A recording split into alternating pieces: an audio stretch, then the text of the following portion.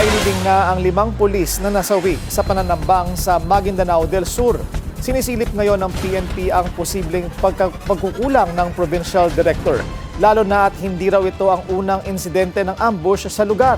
Narito ang agenda report ni Joash Malimban. Iniimbestigahan na raw ng PNP si Police Colonel Sultan Salman Sapal, ang Provincial Director ng Maguindanao del Sur Police Provincial Office, kaugnayan ng madugong ambush sa Sharif Agwak gabi ng March 28 na ikinasawi ng 5 pulis at nag-iwan ng 3 pang sugatan. Ayon kay PNP Public Information Chief Police Brigadier General Randolph Tuanyo, tinitingnan na sa kasalukuyan kung mayroong administrative lapses sa parte ng Provincial Director, lalo na't questionable raw na walang pwersa ng pulis kung saan nangyari ang pag-atake. Kaya po na nagbigay ng instruction po kaninang nung Sunday si PNP kay RD na tignan yung status sapagkat napakadilim ng area. Sinasabi po ni RD rin na tinitingnan po nila kung may posible daw bang na lapse administratively yung provincial director sapagkat napakadilim ng area kung bakit wala tayong deployment sa nasabing lugar.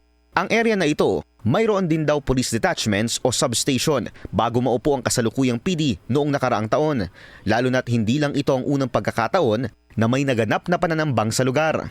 Yan po yung kasama sa pinaiimbestigahan na sinasabi ni RD kung may possible lapse yung ating provincial director. Sapagkat sinasabi nga po, may report po ng history na katulad na nabanggit ninyo at tinatanong niya po kung bakit nawala doon yung sinasabi natin ng mga substations o yung mga detachment po natin kung bakit po siya nawala. Sinubukan namin kunin ang panig ni Colonel Sapal pero hindi pa siya tumutugon sa aming mensahe. Isang local terrorist group ang tinutumbok ng investigasyon bilang posibleng suspect sa pag-atake. Retaliatory attack ang tinitinang motibo, lalo na't sunod-sunod daw ang accomplishments ng inambush na unit laban sa hindi pa pinapangalan ng grupo sa mga nakalipas na buwan. Kasabay nito, kinokonsidera rin daw ng PNP kung mayroon itong koneksyon sa muling pagkaantala ng Bangsamoro parliamentary elections. Sa kasalukuyan, nailibing na ang 5 nasawing pulis. Discharge naman na mula sa ospital ang 3 nakaligtas sa pananambang. Paninigurado ng PNP, sasagutin ng ahensya ang lahat ng kanilang medical expenses at tulong na kinakailangan ng kanilang mga pamilya. Makatatanggap din daw ng posthumous awards ang mga pulis na nasawi sa gitna ng pagganap sa kanilang tungkulin. Para sa agenda, Joash Malimban, Billionaire News Channel. Manatiling nakatutok sa Billionaire News Channel. Sumubaybay sa aming social media accounts at mag-subscribe sa aming YouTube channel para sa mga eksklusibong balita at storya.